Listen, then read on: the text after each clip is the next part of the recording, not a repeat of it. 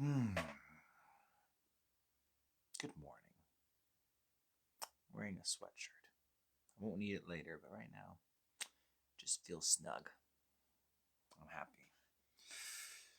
Matthew chapter 16. We will start in verse 21 today. From that time, Jesus began to show his disciples that he must go to Jerusalem and suffer many things from the elders and chief priests and scribes, and be killed and be raised the third day. Then Peter took him aside and began to rebuke him, saying, Far be it from you, Lord, this shall not happen to you. But he turned and said to Peter, Get behind me, Satan, for you are an offense to me. For you are not mindful of the things of God, but of the things of men.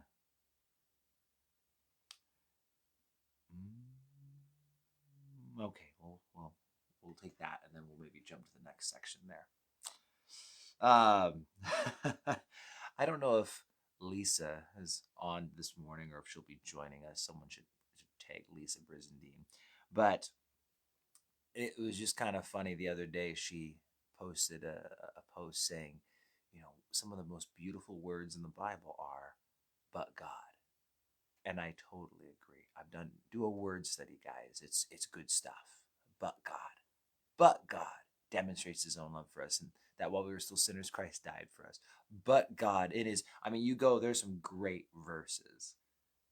It talks about us, the way we were. I think of Titus 3, but, and then God steps in, and, so beautiful verses. But I, of course, being me, had to chime in and mention.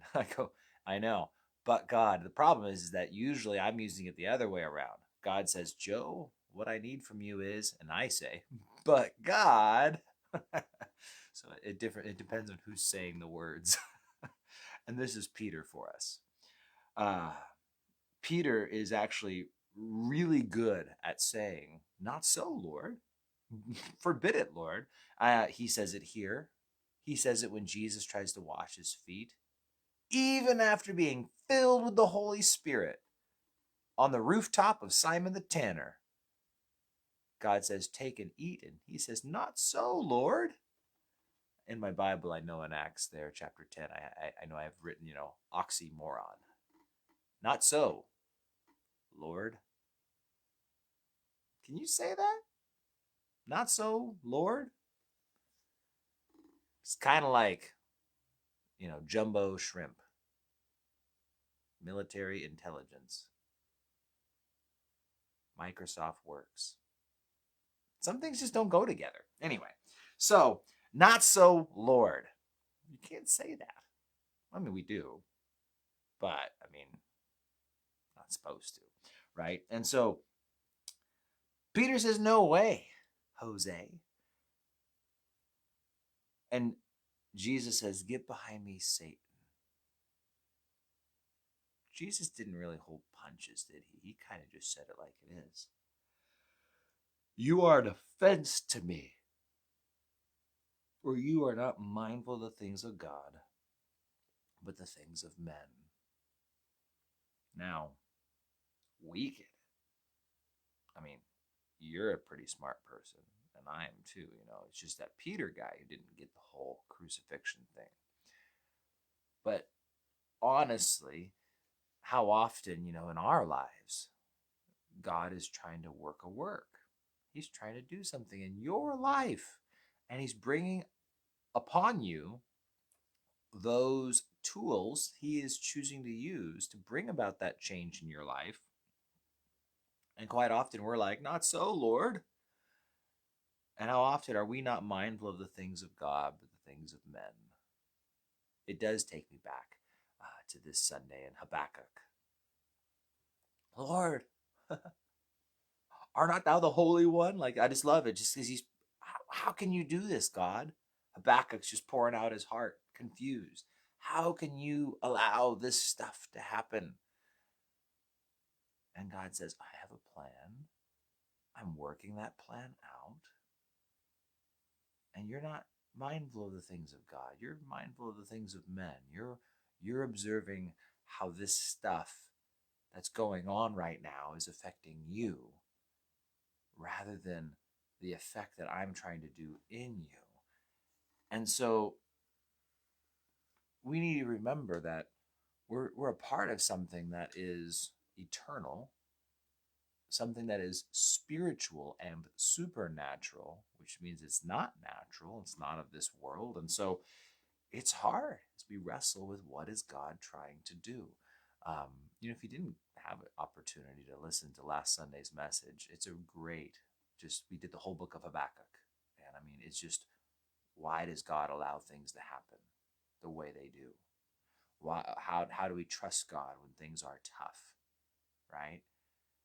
Good morning, Craig. And so it's that was the book of Habakkuk this morning. This is kind of what's going on with Peter. This is a little snippet of that same kind of thing. Jesus says, I'm going to be crucified. And he says, not so. That can't be true. And God says, you're going to go through this. You're going to experience that. He told Habakkuk, I'm bringing the Chaldeans. What is he bringing into your life that you don't want? And you even, like Habakkuk, might question, how can a holy God allow this to happen? But like I said, we need to be mindful of the things of God, not the things of men. And Jesus does kind of close the chapter with this thought, or at least close to 27, which is probably where the chapter should end. And so it says, Jesus said to his disciples, if anyone desires to come after me, let him deny himself, take up his cross, and follow me. Whoever desires to save his life will lose it, but whoever loses his life or her life for my sake will find it. For what profits it to a man if he gains the whole world and loses his own soul? Or what will a man give in exchange for his soul? For the Son of Man will come in the glory of his Father with his angels, and then he will reward each according to his works. Craig said he had a. Oh no, I got the okay. My Wi-Fi's on. I love technical difficulties, huh? But here we have it. In short, we're kind of actually breezing over the very popular, take up your cross and follow me section, but we're encompassing it in that first part. You see, the taking up your cross and following him and the losing your life instead of trying to find it, that's all faith. The just shall live by faith. That's it. That's all of it. We don't understand it all. It can be confusing. But by faith, we believe that he is working in us both to do and to will according to his good pleasure. By faith, we believe he will complete the work that he has started in us. By faith, we believe that he has predestined us to all sorts of different things that we don't like in order that we might be conformed into the image of his Son, so that Jesus might be the firstborn among many brethren, many of us, that we would be like Jesus.